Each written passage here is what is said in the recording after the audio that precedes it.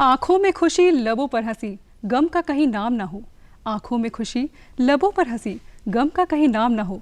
यह सुबह लाए आपकी ज़िंदगी में इतनी खुशियाँ जिसकी कभी शाम ना हो।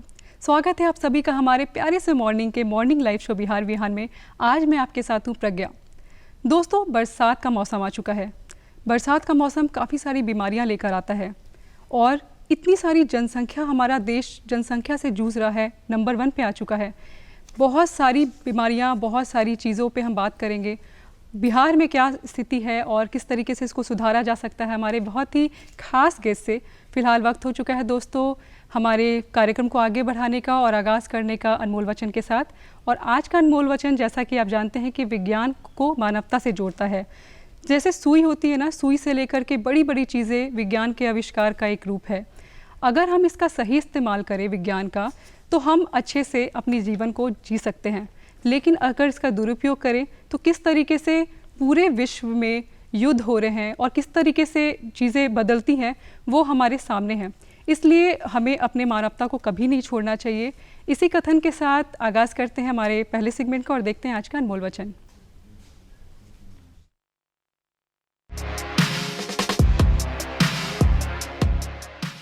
डॉक्टर एपीजे अब्दुल कलाम ने कहा था, विज्ञान मानवता के लिए एक खूबसूरत तोहफा है, हमें इसे बिगाड़ना नहीं चाहिए। आज हमारे साथ हैं डॉक्टर श्रवण कुमार, जो कि हैं सिविल सर्जन पटना डिस्ट्रिक्ट के। सर, आपका बहुत बहुत स्वागत है हमारे कार्यक्रम बिहार विहार में। नमस्कार सर।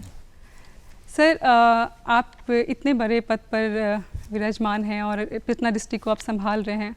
क्या कुछ दायित्व होते हैं इस पोस्ट के, कुछ हमारे दर्शकों को बताएं।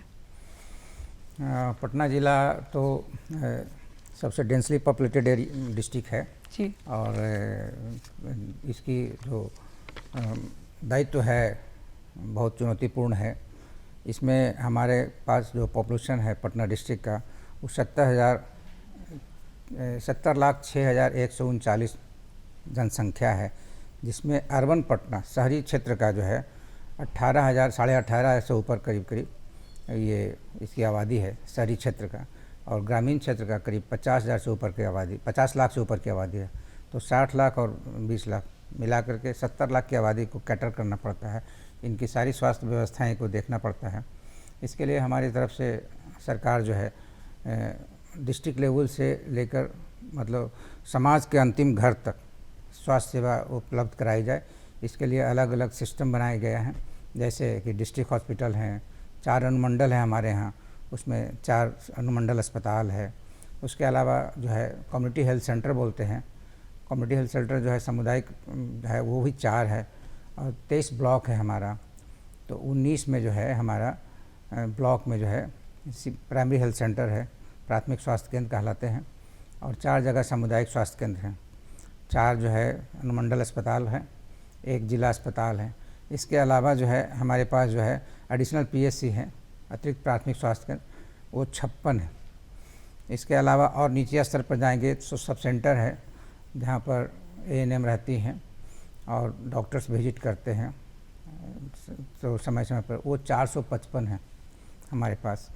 और हमारा पूरा जो गांव है पटना ज़िला में 2399 है, तो 2400 गांव है।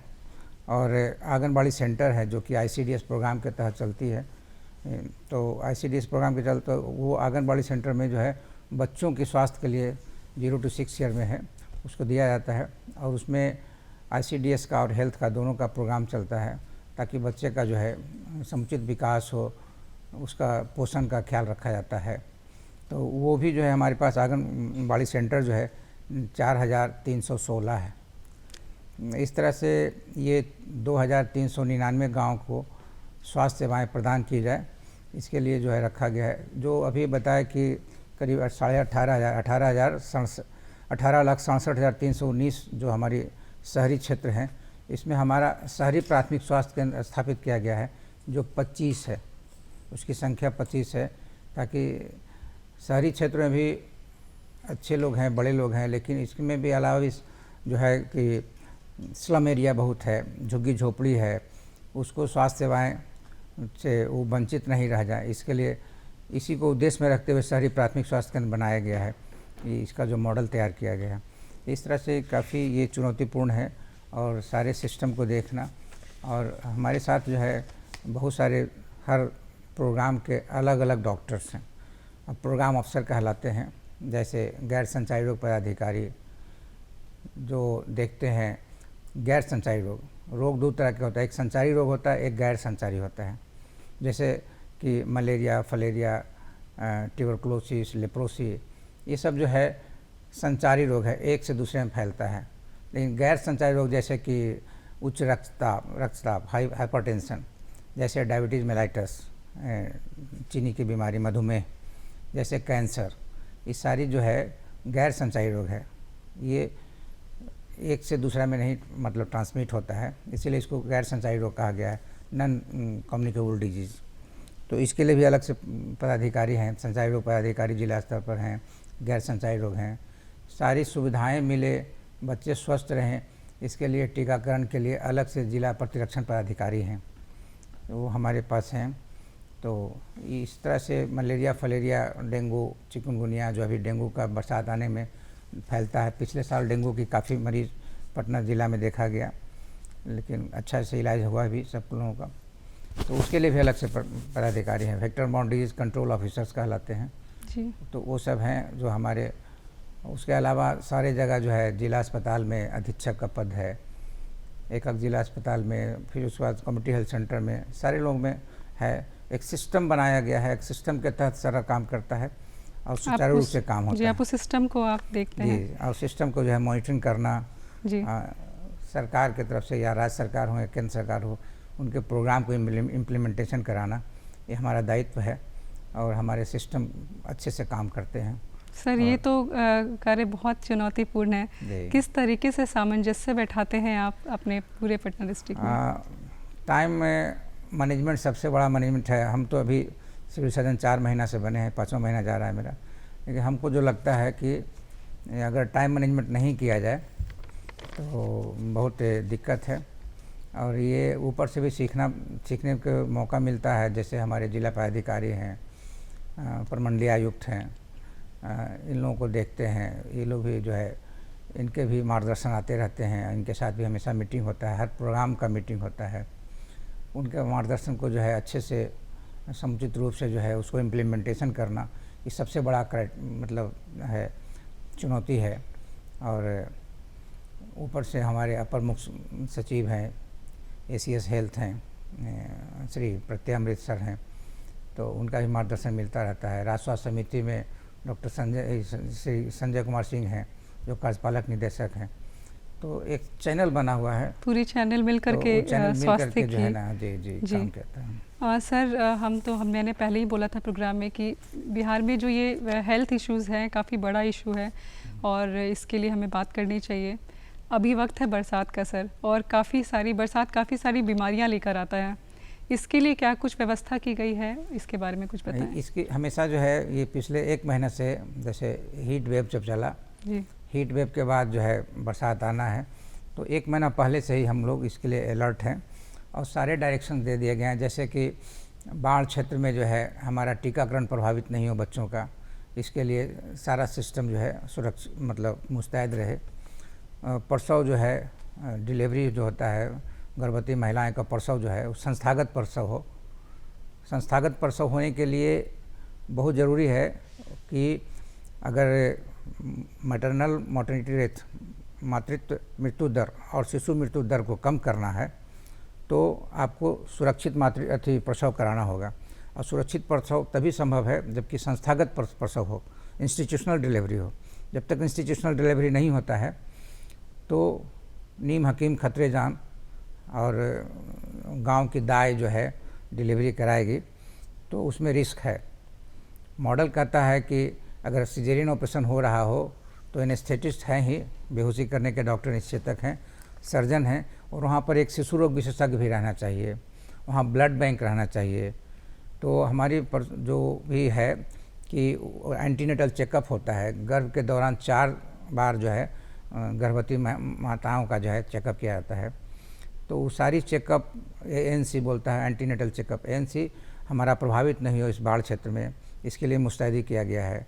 हमारा परसों जो है इंस्टीट्यूशनल डिलीवरी हो, इसके लिए जो है हमारा वो सारे रिकॉर्ड्स रखे गए हैं कि सारे लोग अपडेट रहें। नंबर 2, तीसरा है कि जो जल जनित और बाढ़ से जो प्रभावित जो बीमारियां हैं, डायरिया है, वोमिटिंग है, ये सारी चीज़ है, दस्त है, कै है, ये सारे लोगों के लिए जितने भी समुचित दवाएं है उस सारा जगह हर केंद्र पर उपलब्ध करा दिया गया है। स्टोर में भी हमारे यहाँ पर पर्याप्त मात्रा में दवा है। बरसात के दिन में देखा जाता है कि सांप काटने की जो है सर्पदंश की बीमारी बढ़ जाती है, तो उसके लिए भी जो एंटी स्नेक वेनम है वो भी हमारे यहाँ पीएचसी लेवल से, एडिशनल पीएचसी लेवल से लेकर के जिला स्तर तक है। और उन लोग जो है हर 3 महीना पर जो है दवा कैटर कराते हैं और हमारा ऑनलाइन मतलब सप्लाई होता है और ऑनलाइन डिमांड किया जाता है, DVDMS बोलता है। तो वो ऑनलाइन डिमांड करता है। पिछले साल को देखते हुए कि पिछले साल फर्स्ट क्वार्टर में, सेकंड क्वार्टर में, थर्ड क्वार्टर में कितना दवा खर्च हुआ, उसमें हम लोग 10% और ऐड करते हैं। मतलब तो इस तरह से जो है हमारा दवा का चैनल जो है वो चेन जो है एकदम बरकरार रहता है। डॉग बाइट बढ़ जाता है, तो डॉग बाइट के लिए बरसात के टाइम में देखिएगा आवारा कुत्ता जो है रोड पर बहुत हो जाता है, तो उसका भी हमारे पास दवा है। तो इसलिए, और उसके अलावा रैपिड रिस्पांस टीम बोलता है, जैसे प्रखंड स्तर पर जो है रैपिड रिस्पांस टीम बना दिया गया है, जो ये काम करते हैं कि किसी गांव में अगर कोई 2 से 4-5 डायरिया का केस आ गया तो वहाँ जा करके वहाँ इलाज करते हैं। सर, अगर आपसे पूछा जाए कि बरसात में बहुत तरह की बीमारियां होती हैं, जैसे डेंगू, मलेरिया होता है, ऐसे में आम जनता जो कि देख रही है उनको किस तरीके से अपना बचाव करना चाहिए ताकि वो इन सब बीमारियों से बचे रहें? बहुत इम्पोर्टेंट चीज़ ये है कि बरसात के टाइम में जो है खान पान को जो है ताज़ा रखें, बासी खाना नहीं खाएं, है ना, गरम खाना खाएं, खाना बनाए खाना खाएं, जहाँ तहाँ का पानी नहीं पिए। सरकार जो है नल जल योजना के तहत जो है हर गांव में जो है जल उपलब्ध कराई है। जहाँ तहाँ का पानी ना पिए, सरकार के द्वारा जो PHED डिपार्टमेंट्स है वो पानी देता है, तो स्वच्छ पानी पिए, संतुलित खाना खाएं, पानी ज़्यादा मात्रा में पिए। हमारे पास आंगनबाड़ी वर्कर हैं और आशा हैं हर गांव में, 1000 की आबादी पर एक आशा है। उनके पास आशा किट होता है। आशा किट में उनके पास 5 पैकेट ORS दिया रहता है हमेशा, और वो जैसी 2 पैकेट भी घटेगा तो वो और फिर अपने सेंटर से ले लेंगी। तो इस तरह से कि अगर थोड़ा सा भी कै दस्त होता है तो तुरंत अपना इलाज कराएं, सब सेंटर स्तर पर, एडिशनल PHC के स्तर पर। उससे नहीं होता है, बढ़ता है तो PHC लेवल, प्राथमिक स्वास्थ्य केंद्र लेवल पर जाएं। तो अगर ढंग से उसको रिहाइड्रेट किया जाए, पानी पिलाया जाए, इलेक्ट्रोल पाउडर दिया जाए, ORS पाउडर जिसको बोलते हैं, ORS पाउडर दिया जाए तो ये बीमारी, कै दस्त की बीमारी रुक जाती है। दूसरी चीज़ है कि डेंगू होने का और मलेरिया की बात नहीं, तो मलेरिया जो है ये 7 जिला जो है बिहार का मलेरिया प्रभावित है। उसमें सौभाग्य है कि पटना जो है मलेरिया प्रभावित नहीं है। 1000 की आबादी पर अगर एक पेशेंट मिलता है मलेरिया का, एक से कम, तो उसको एक फेज़ 1 में रखा जाता है, श्रेणी 1 में। तो हमारा पटना जो है श्रेणी 1 में है। सारे जगह DDT का छिड़काव वगैरह होता है, लेकिन पटना में जो है चूँकि श्रेणी 1 में आता है, लेस देन 1 पेशेंट है इन मतलब 1000 पॉपुलेशंस में, इसलिए यहाँ छिड़काव की व्यवस्था वैसा गाइडलाइन है कि नहीं करने का होता है। तो और मलेरिया का जो है सारी दवा जो है सब स्तर पर, हेल्थ सब सेंटर के स्तर से, एडिशनल PHC के स्तर पर, PHC के स्तर पर सारे जगह उपलब्ध है। उसकी सुविधा सारे लोगों को मिलेगा। नंबर 2 है डेंगू। अभी डेंगू के बारे में हमेशा प्रिंट मीडिया हमसे पूछते रहते हैं रोज़, मतलब उन लोगों का जो डिपार्टमेंट्स है वो लोग हमसे शाम में जो है फीडबैक लेते रहते हैं। तो उसमें देखा जाता है कि 2 तरह के डेंगू का जांच होता है। एक रैपिड किट होता है, जैसे कोरोना काल में एक रैपिड किट होता था, दूसरा जो है जो मतलब एलिजा टेस्ट होता था। तो रैपिड किट जो है उसको कंफर्म नहीं किया जा सकता है कि रैपिड किट से अगर पॉजिटिव आता है तो वो डेंगू ही है, ये नहीं मानती है सरकार। अगर ऐसा निकलता है कि हाँ रैपिड किट में अगर पॉजिटिव है तो उसको एलिजा का टेस्टिंग कराना चाहिए।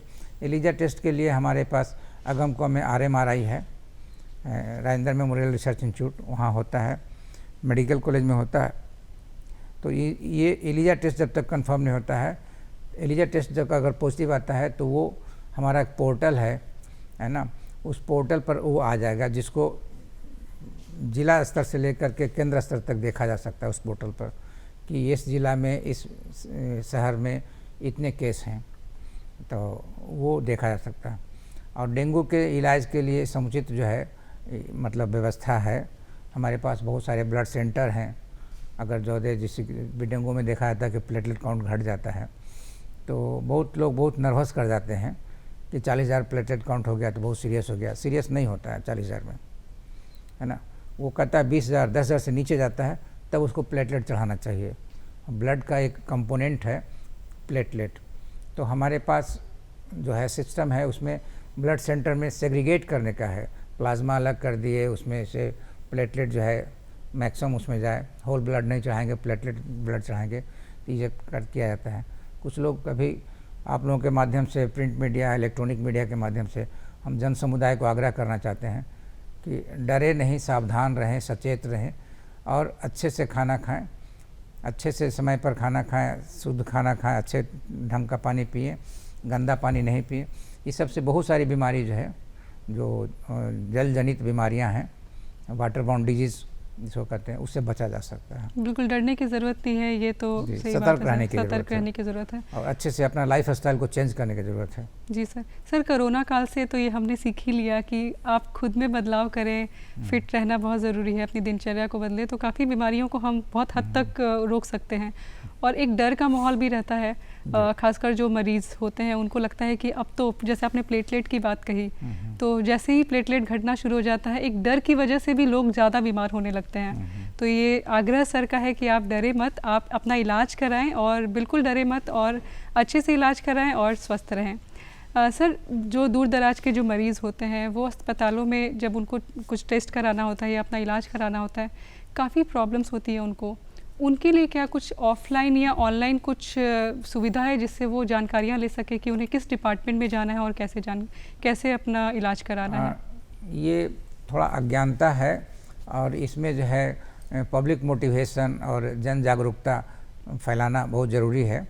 और जहाँ तक बात है इलाज कराने का, पैथोलॉजिकल टेस्ट कराने का, वो हमारा एडिशनल पीएचसी तक के जो लेवल कहलाता है, वो सब जगह अवेलेबल है। छोटी मोटी जो जांच होती है, बड़ी जांच के लिए तो मतलब टर्शियरी सेंटर, सेकेंडरी सेंटर में आना पड़ेगा, लेकिन जो नीचे जैसे ब्लड शुगर का जांच कराना हो, ब्लड प्रेशर का जांच कराना हो, जैसे कि सीबीसी है, कंप्लीट ब्लड काउंट है, इसका जांच कराना हो, मलेरिया का जांच कराना हो, फलेरिया का जांच कराना हो, ये हमारे नीचे स्तर पर ही, प्रखंड स्तर पर, प्रखंड से नीचे स्तर तक भी हमारा होता है।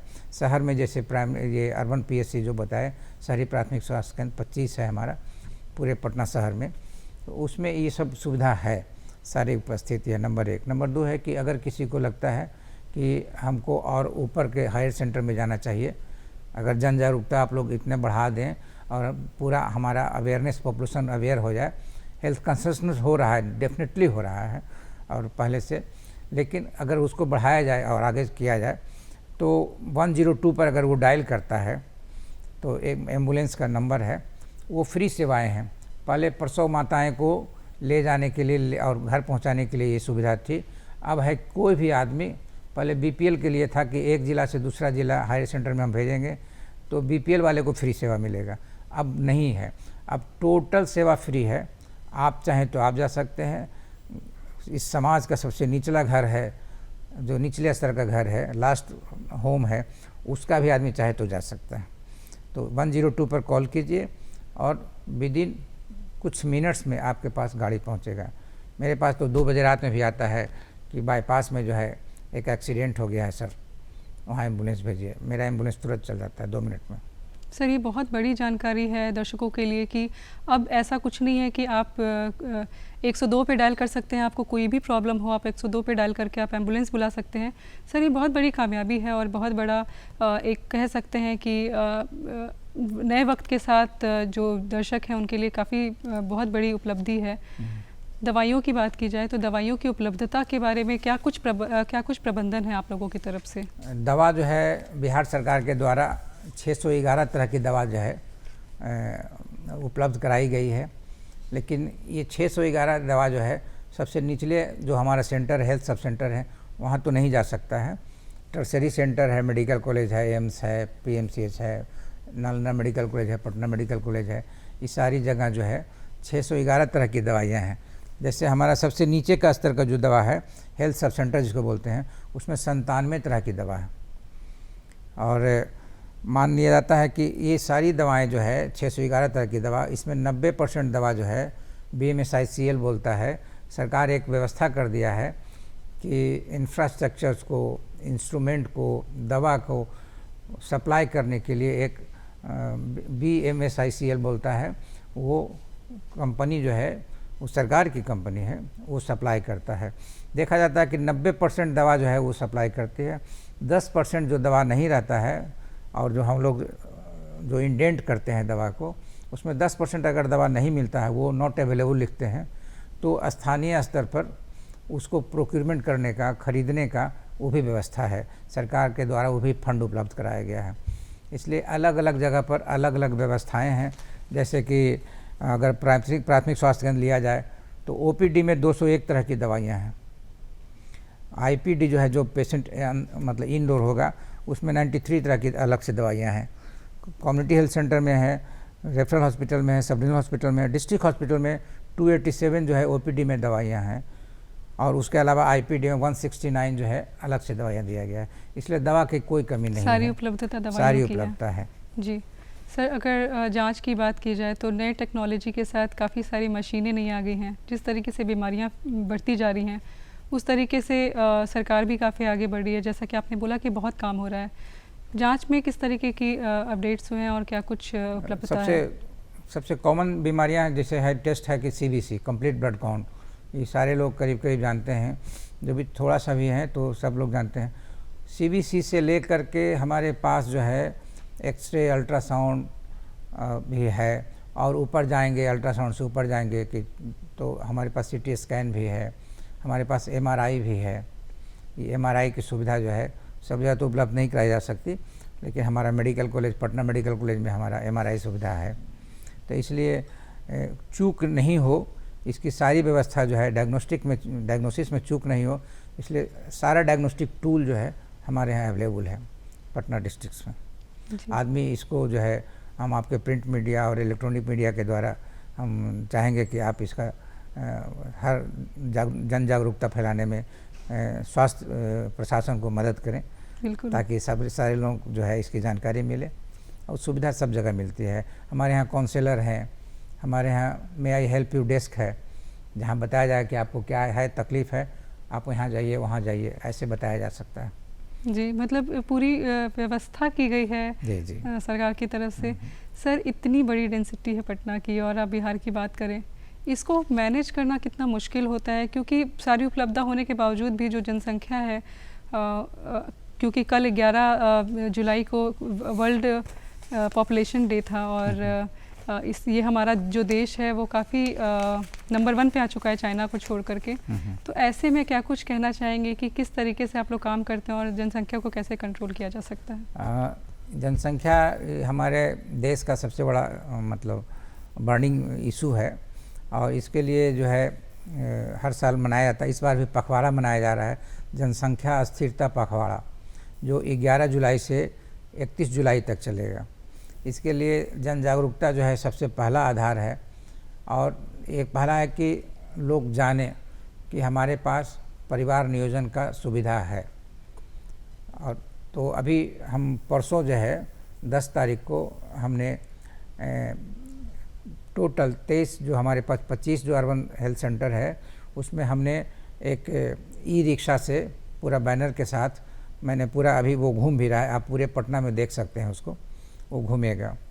फिर कल 11 तारीख को हमने करीब करीब 200 लड़के लड़कियां जो है साइकिल रैली निकाले। उसमें हम थे और हमारे जिलाधिकारी महोदय थे।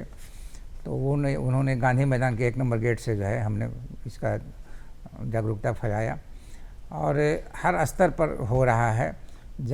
अनमेट कम्युनिटी बोलते हैं, ऐसा कम्युनिटी जिसको सुविधाएं नहीं मिल रहा, अनमेट कम्युनिटी को ही अवेयर करने का। और पढ़े लिखे लोग हैं, वो जानते हैं कि 1 से 2 बच्चा, आजकल तो जो है पढ़े लिखे बहुत सारे क्वालिफाइड लोग हैं जो एक बच्चा पर ही, बेटा हो या बेटी, वो उसी पर अपने फैमिली को कंट्रोल कर लेते हैं।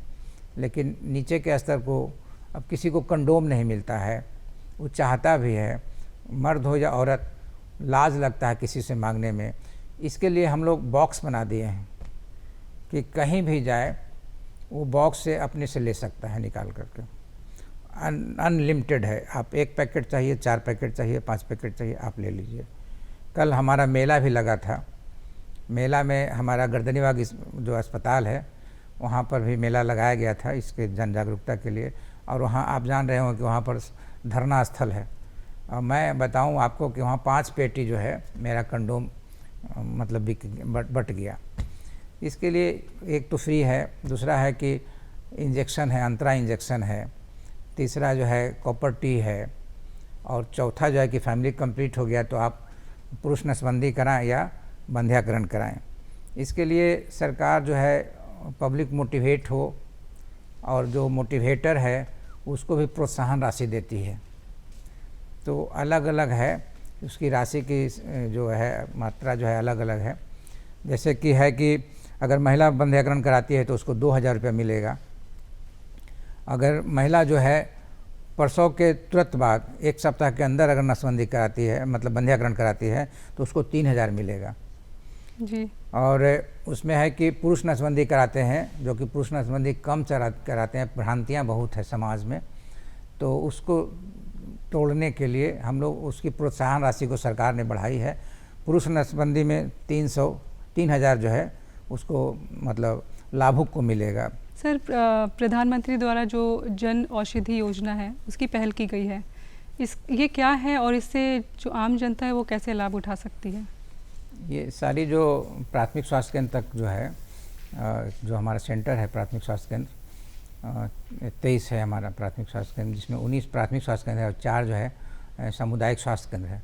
इस सारे जगह जो है प्रधानमंत्री का एक योजना है जन ये औषधि योजना।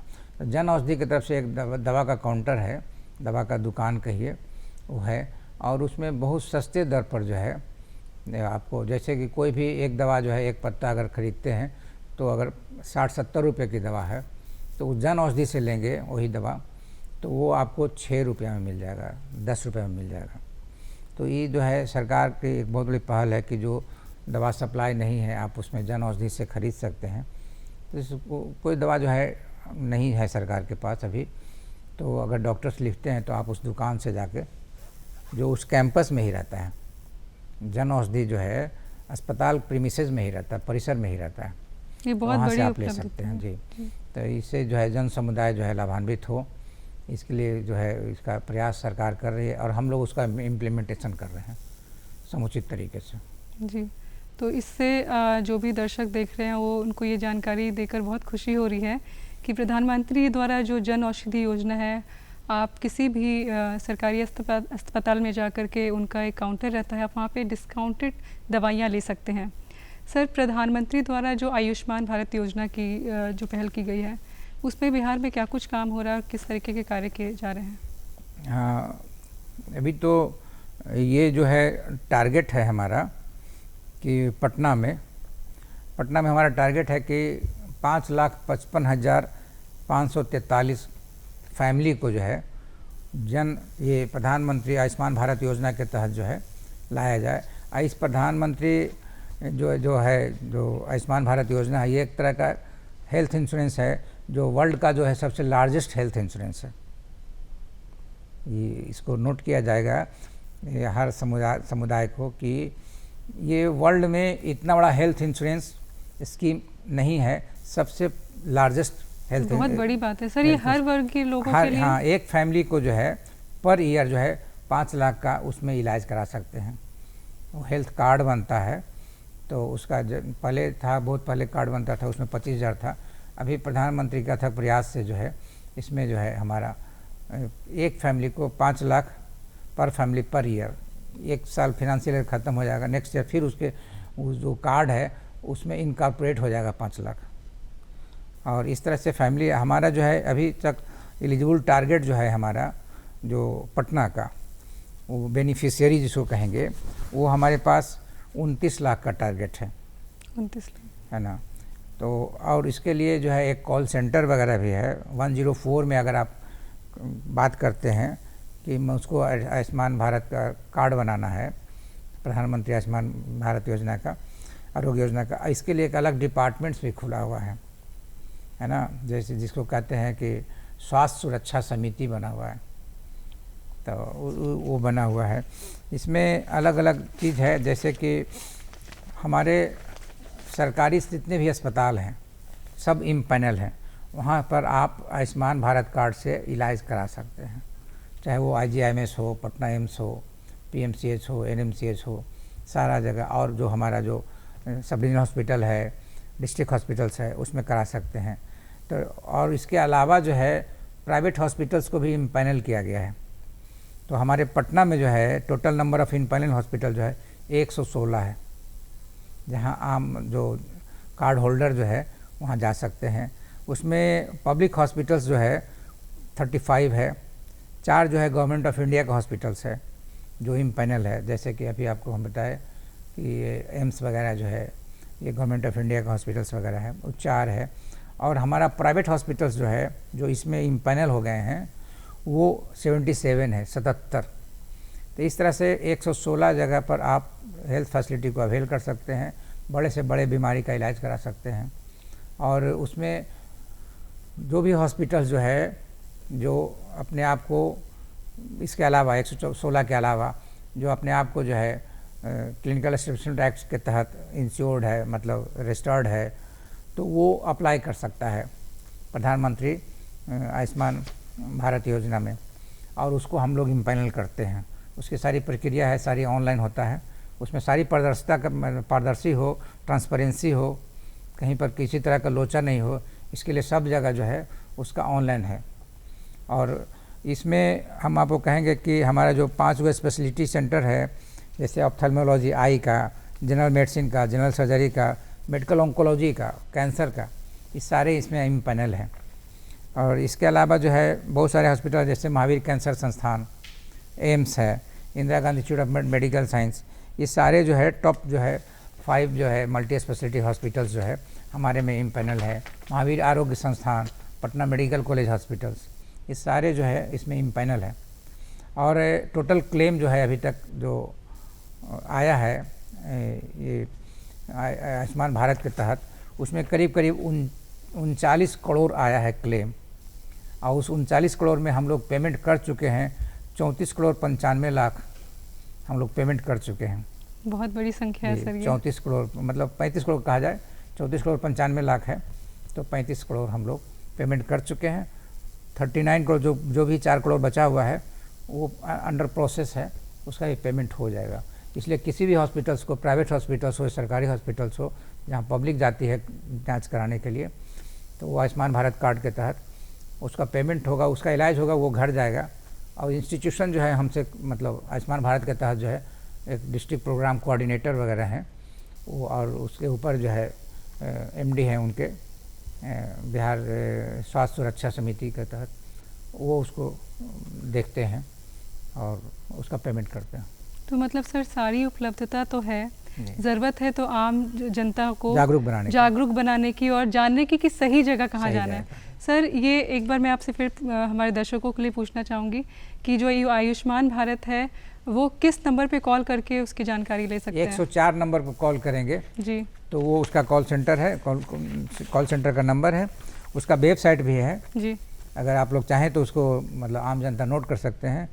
उसका वेबसाइट का नंबर है www.meera.pmjay, प्रधानमंत्री जन आरोग्य योजना pmjay.gov.in। फिर से रिपीट करते हैं www.meera.pmjay.gov.in। इस पर आप वेबसाइट पर आप डाल सकते हैं। कॉल सेंटर है 104 या 14555। जी sir, thank you so much sir, आपने इतनी सारी जानकारियाँ दी हमारे दर्शकों के लिए और हम आशा करते हैं कि उन्हें ये कार्यक्रम बहुत अच्छा लगा होगा। सर आपका इस कार्यक्रम में आने के लिए बहुत बहुत धन्यवाद। Thank you, thank you. तो दर्शकों, कैसा लगा आपको हमारा आज का ये कार्यक्रम? हमें पत्र लिखकर ज़रूर बताएं, और पत्र लिखने के लिए ले कलम और पेपर और लिख लें हमारा पता। हमारा पता है निदेशक DD बिहार, दूरदर्शन केंद्र पटना, फ्रेजर रोड पटना 800001। हमारा ईमेल एड्रेस है director.ddkpatna@gmail.com।